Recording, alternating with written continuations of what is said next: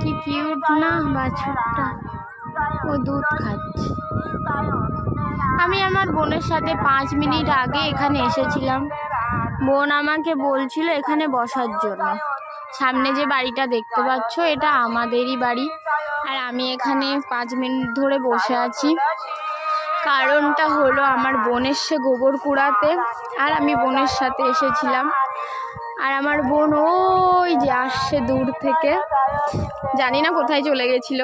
আর এখানে আমাকে বসিয়ে রেখেছে এই দুটো গোবরের তালটা নেওয়ার জন্য।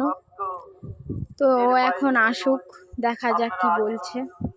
আর এরা দুজনে বাড়িতে ফিরে যাচ্ছে। কি কিউট না বাছুরটা, এটা একটা জেঠু।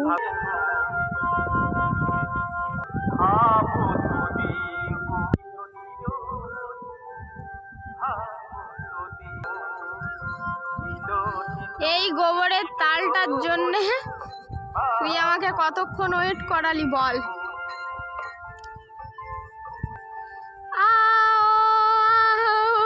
जानम प्यार की ये मौसम कितना सारा वाह अनेक गोबर भेजिस तो।